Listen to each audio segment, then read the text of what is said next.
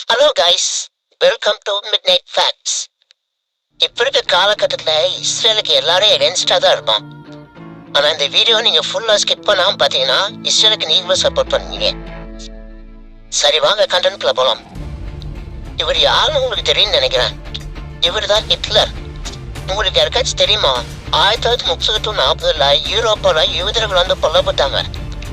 ஆமாங்க, ஹிட்லரின் ஆட்சியப்ப கிட்டத்தட்ட 60 லட்சத்துக்கும் மேற்பட்ட யூதர்கள் வெறும் மதத்தின் அடிப்படையினால கொல்லப்பட்டாங்க.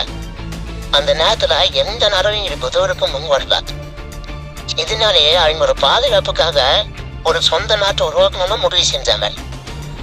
அப்பதான் அவங்க ஞாபகத்துக்கு வந்தது தன்னோட முன்னோர்கள் வந்த ஹிட்லர் பல போர்கள் பல பிரச்சனை சிலை உருவாக்கலாம். நாட்டை உருவாக்கி 4 மணி நேரம் கூட ஆகலாம்.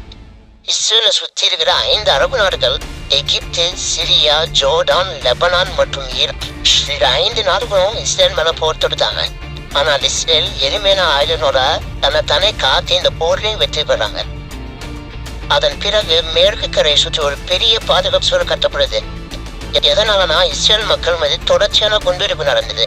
அதை தடுக்கிறதுக்காக இந்த சுவரை கட்டியிருக்காங்க. ஆனா உலகம் அதனை கிழித்து சுவர் என்றாலும் இஸ்ரேல் அணை எங்கள் குழந்தைகளுக்கான வாழ்நாள் சுவர் என்று அழைக்கிறாங்க. அடுத்து மொசாட், உலகை ஆட்சியப்பட வைத்த ஒரு அமைப்பு. இவங்க என்ன செய்யறாங்கன்னு யாருக்குமே தெரியாது. ஆனா முடிவுகள் மட்டும் இவங்களை பத்தி பேசி. மொசாட் என்பது இஸ்ரேலோட ஒரு ரகசிய புலன் ஆய்வு அமைப்பு. இவங்க உலகில் நடந்த பல பயங்கரவாத சம்பவங்களை தடுத்திருக்காங்க. ஆனால் அதே நேரத்துல சில தடவை மர்ம கொலைகளுக்கு பின்னால் இவங்க இதுதான் சொல்லப்படுது. இது டார்க் தான், நான் பாதுகாப்பிற்காக டார்பிண்டல். என்னதான் உலக நாடுகள் வந்து இவங்க எதிர்த்தாலும் இவங்க உலக நாட்டுக்காக பண்ற நல்லதெல்லாம் நம்மள ஆச்சரியப்படுத்துதுங்க. இஸ்ரேல் மக்கள் சொல்றாங்க, நீங்கள் எங்களை அழிக்க நினைத்தீர்கள், நாங்கள் உலகத்தையே குணமாக்க ஆரம்பித்தோம்.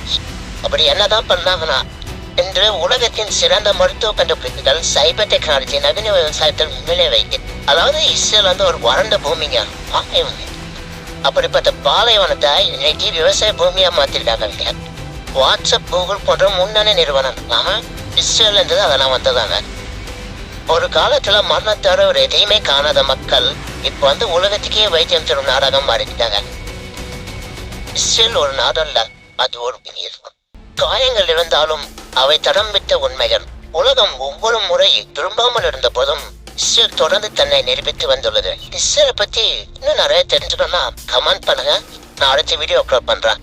வீடியோ பிடிச்சிருந்துச்சா லைக் பண்ணுங்க, ஷேர் பண்ணுங்க, சப்ஸ்கிரைப் பண்ணுங்க.